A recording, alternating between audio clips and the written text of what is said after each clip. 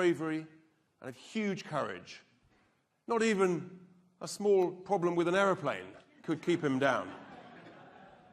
When it crashed on one election day, he pulled himself out, he wiped away the blood, he stood up, he dusted himself down, and he pulled out a fag and lit it.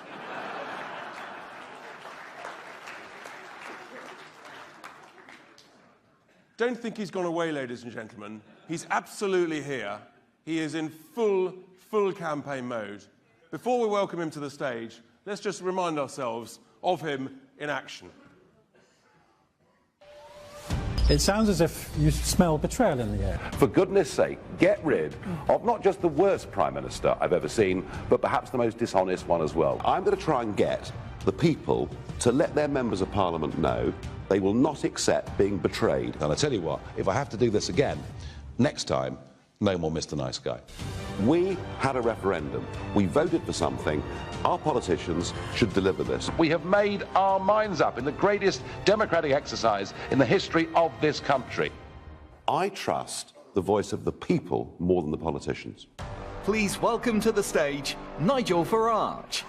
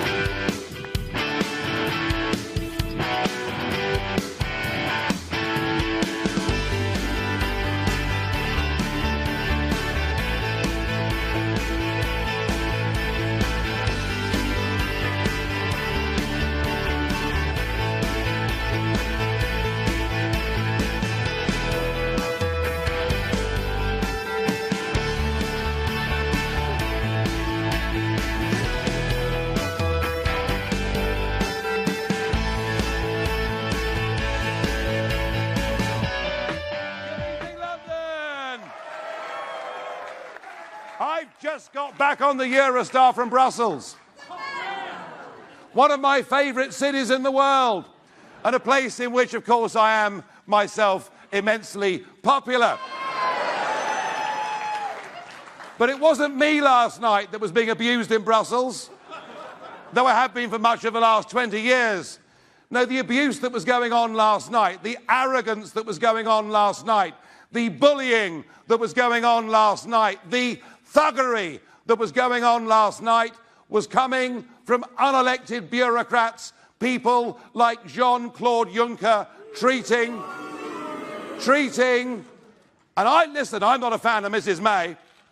Oh, no. But when she goes abroad, like it or not, she is the leader of our country. And to see her being talked down to by that bunch of gangsters yesterday was a shaming moment for them and for us.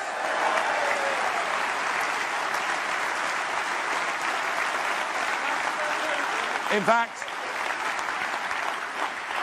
what she really should have done, she should have said, I will not be talked to like this by jumped up foreign bureaucrats, and walked out of the room. What she should have done. And then, in a midnight press conference, Jean-Claude Juncker uses a variety of terms of abuse about the British Prime Minister and her negotiating position, and says that much of her approach has been nebulous. And this morning, did you see the film? She confronted him. She said, you called our approach nebulous. And Jean-Claude Juncker denied it. Well, of course he denied it. It was after a good dinner, wasn't it? But honestly, what we saw was appalling, and we've seen it from the very start. This organisation, this European Union, is not just a fundamentally undemocratic place, it's an anti-democratic place. And you know, we were told by the Remainers in the referendum that a vote to remain meant everything would stay the same. Well, think what has happened since 2016. Hungary have had their voting rights suspended. Poland have had their voting rights suspended. The new, and in my opinion, rather splendid Italian government have had their budget rejected. And now we know that when Nick Clegg, oh, I'm sorry, Sir Nick Clegg, when Sir Nick Clegg told us that it was a dangerous fantasy to imagine there'd be a European army, now the plans are clear. There will be a European army by 2025. Now the plans are clear. They will have foreign policy without veto. They will continue with their programme of expansion, and all over Europe. On the left and the centre and the right, we are seeing new political parties and movements rising up and saying, we wish to be nation states, proud of our identity, our culture, our nationality, and, most important of all, our nation state democracy. Thank goodness we voted leave.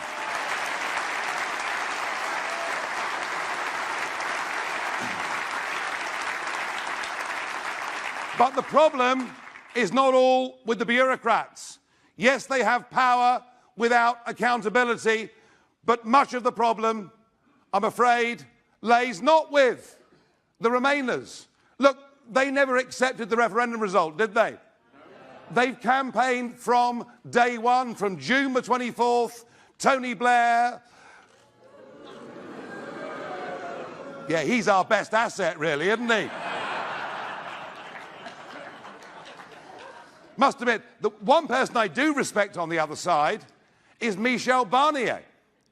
Because what he's done is to run rings around our useless civil service and a Prime Minister who was a Remainer, and I'm sorry to say, still is a Remainer.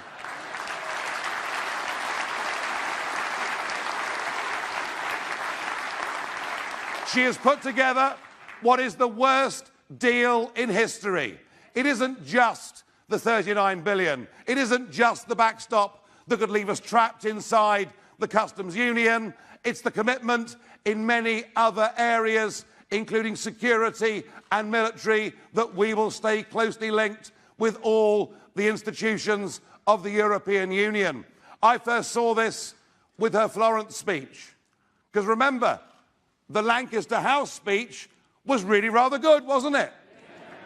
I mean, there I was, hearing a British Prime Minister uttering words and phrases that I'd been abused for using for the previous 2 decades, and suddenly there she was. I thought, wow, maybe we're going to get there. But what we saw at Florence was the Prime Minister of a country who'd spent decades trying to opt out of parts of the European Union, going with a mandate to leave, trying to opt back in to parts of the European Union. And I sensed then, and I wrote and said then, that the great Brexit betrayal had begun. And I would love to think that I was wrong about this, but I don't think I am. The deal clearly is dead. I don't think there are any circumstances that are going to make Sammy Wilson vote for this deal. And nor should he. And nor should he. And 117 Conservative, well, they're not all backbenchers, of course. Some of them are ministers who simply lied about the way in which they voted. Duplicity is not just the Prime Minister's reserve. But it's pretty clear that unless Jeremy Corbyn decided that Labour would rescue the government with this deal is not going to go through. And we can raise half a cheer that this awful deal, this worst deal in history, is not going to go through. But we do, with 15 weeks to go until the day that we're due to leave the European Union, we do actually now face perhaps a pretty clear choice as to what is before us. One choice before us that is laid down in legislation that exists today is that we will leave without a so-called deal and become an independent, self-governing nation that makes its own laws. I mean,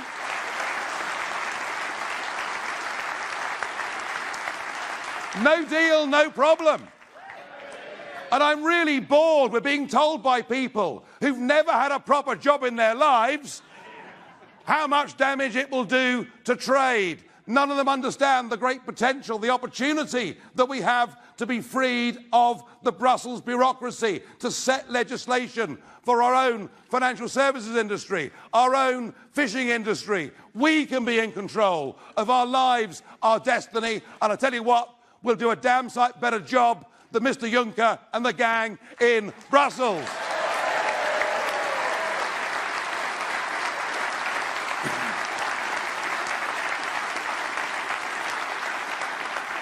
But the problem is, will this Prime Minister and will this Cabinet that includes people like Philip Hammond, it's great, a new bogeyman, it's great news. Well, I'm getting bored with Blair and Ken Clarke. I've got someone new now, you know. But when you've got the Chancellor of the Exchequer describing 17.4 million people as extremists, and when the vast majority, you look very extreme, sir, I must say. But when you've got a leader, a cabinet, and a parliament like this, we can, if we want, stand here tonight and say, no deal, no problem. We can comfort ourselves that the EU Withdrawal Act is there in legislation. We can look forward to big parties starting at 11 p.m. on the 9th of the 29th of March. We can look forward to it. And by the way, I love Tim Martin, but why he's going on a pub crawl of 100 boozers round Britain and has not invited me, I don't know.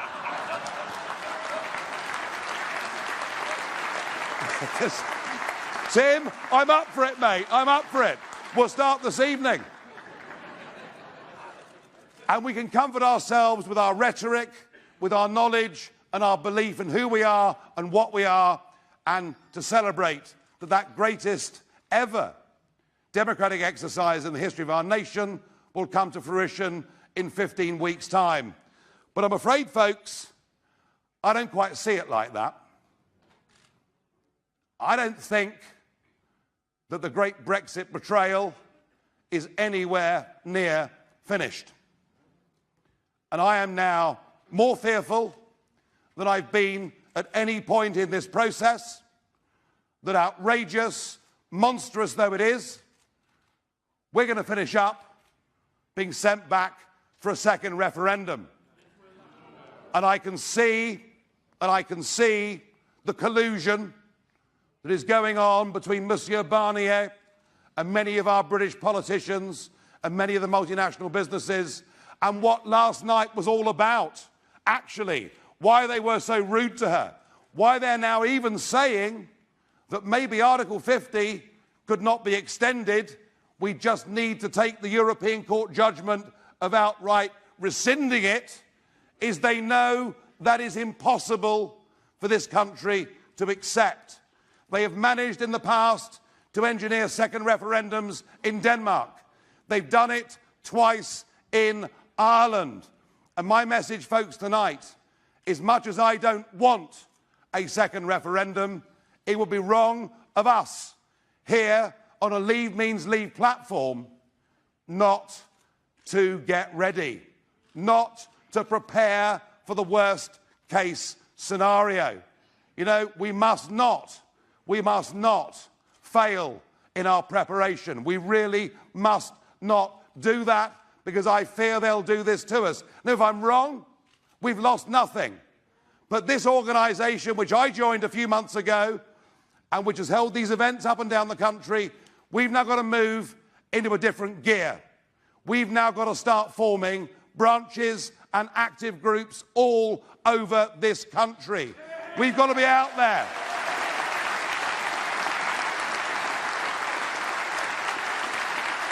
We've got to re-engage. We've got to re-engage with those millions of people who'd never voted in their lives before, some of whom are now saying to themselves, what was the point of voting? We've got to connect with them and give them hope, and many of them, particularly in the Midlands and the north of England. We have got to become the group that is ready for whatever contingency. And if all our efforts and all our money and all our preparation for whatever may come to nothing because we leave on 11 p.m. on March the 29th next year, then so much the better. But please, folks, can I urge you, can I implore you, let's get ready for every situation. I don't trust this Prime Minister. I don't trust this Cabinet. I don't trust our politicians. I think they will, in the next few months, betray us completely, and let us be ready, not just to fight back, not just to prepare for that referendum, but if it comes, we'll win it next time by a much bigger margin, and that'll be that.